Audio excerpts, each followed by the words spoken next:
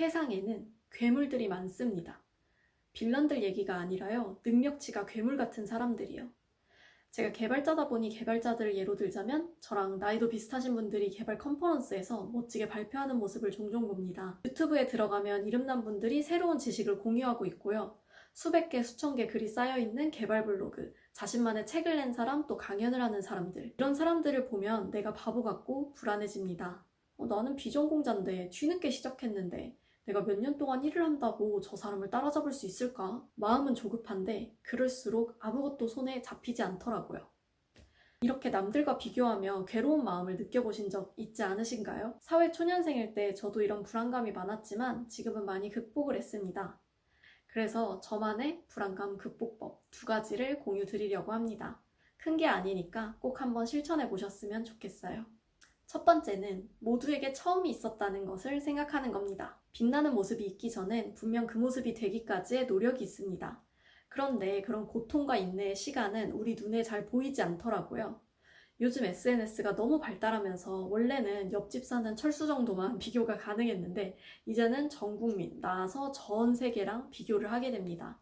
그렇게나 사람이 많은데 그 중에 내가 상위권이 되는 건 정말 어려운 일이죠. 전 옛날부터 와, 이 사람 멋있다, 대단하다, 이렇게 되고 싶다 싶은 유튜브나 블로그를 보잖아요. 그러면 무조건 첫 번째 글을 찾습니다. 여러분도 혹시 닮고 싶은 사람의 유튜브가 있다면 한번 동영상 날짜순 탭에 들어가서 첫 번째 영상을 찾아보세요. 첫 영상을 보면 보통 지금보다 허술해요. 아무래도 좀 덜 대단해 보이죠. 그 사람도 처음은 별거 없었는데 꾸준히 노력해서 지금까지 쌓아 올린 거니까요. 좀 찌질한 습관이긴 한데 이상하게도 그렇게 첫 영상을 보면 이 사람도 시작할 땐 별거 없었네. 나도 좀 바보 같아도 일단 하자. 이게 쉬워지더라고요. 처음부터 너무 높은 곳을 바라보면 시작하기조차 싫어지거든요. 근데 나보다 조금 위의 사람이나 아니면 차라리 조금 전에 자기 자신을 바라보면 시작이 편합니다. 의욕이 생기지 않을수록 철저히 현실적인 목표를 세우고 거기서부터 한 단계 한 단계 나아가면 되거든요. 내가 1년 안에 앱 개발을 마스터하겠다 그런 게 아니라 당장 하루에 기능 하나 붙이기, 작게는 하루에 단축키 하나 외우기, 이런 사소한 것부터요. 2번째는 자신만의 강점을 여러 개 찾아보는 일입니다. 혹시 타이탄의 도구들이라는 책을 읽어보셨을까요? 저는 거기서 제일 좋았던 게 한 가지 분야의 최고가 되려고 하지 말고 2가지 분야에서 적당히 잘하는 수준이 되라는 얘기였어요. 개발을 특출나게 잘한다는 건 전 솔직히 재능의 영역이라고 생각해요. 하지만 개발을 적당히 잘하는 개발자는 노력으로도 충분히 가능합니다. 그러면 거기다가 본인만의 강점을 합치는 거예요. 예를 들어 저희 회사에서는 비전공 개발자분이신데 영어를 잘하시는 분이 있거든요. 그분은 요즘 열심히 AI를 통해 퀄리티 있는 사진이나 영상을 뽑아내는 일을 하고 계세요. 아무래도 AI가 한글보단 영어로 할 때 훨씬 퀄리티가 올라가기 때문에 결과물을 확실히 잘 만드시더라고요.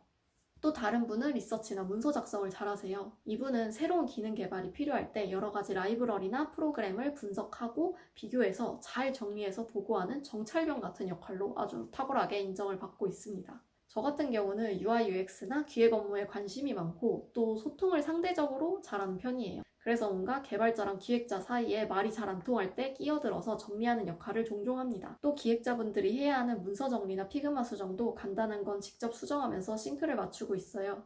요즘은 사실 개발자, 기획자 거의 양다리를 걸치고 있는 상태입니다. 그래서 정말 기술적인 개발에만 팍 집중하는 분들과 서로 상호 보완하면서 일을 하고 있습니다. 이걸 듣고 있는 분들도 정말 사소한 부분이라도 자신만의 강점이 분명 있으실 거예요. 한 가지만 공부하기보다는 다른 시너지를 낼 수 있는 강점들을 많이 합친다면 충분히 대체 불가능한 능력자가 될 수 있습니다. 제가 첫 회사에 입사했을 때 그 회사의 대표님과 진지한 얘기를 나눈 적이 있어요. 제 불안한 마음을 말씀드렸죠. 개발자로 취업은 했지만 대단한 사람들이 너무 많다. 내가 열심히 한들 저런 사람들처럼 될 수 없을 것만 같다. 막막하다. 그러니까 대표님이 자신의 과거 얘기를 해주셨어요.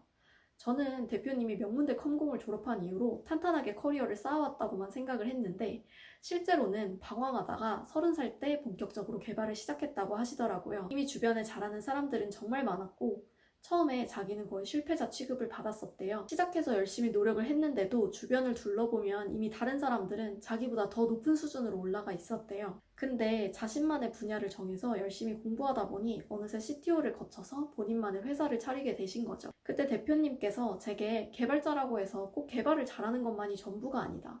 사람들마다 자신이 할 수 있는 역할이 있다. 로그님도 로그님만이 할 수 있는 무언가를 찾을 수 있을 거다. 라고 말씀해 주신 게 저는 아직도 기억에 남아요. 전 솔직히 제가 개발을 엄청 잘하는 개발자는 될 수 없다는 걸 이미 받아들였어요. 대신 유저 입장에서 생각하는 개발자, 기획을 하면서 개발도 하는 개발자의 길을 걷고 있습니다. 합칠 수 있는 다른 강점이 생기면 여기서 또 다른 길을 찾을 수도 있을 것 같습니다. 지금 다들 본인만의 길을 걷고 계실 텐데요. 어떤 분야에서 최고가 되는 건 어렵지만 여러 가지 장점을 합치면 생각지도 않은 방향으로 기회가 생기기도 하니까요. 늦었다 생각하지 말고 불안하다는 이유로 손 놓고 있지 말고 지금이라도 작은 것부터 하나씩 쌓아 나가면서 불안감을 지워나가길 바랍니다. 당장 오늘부터 조금 더 나은 하루가 될 수 있길 응원하겠습니다. 오늘도 화이팅입니다.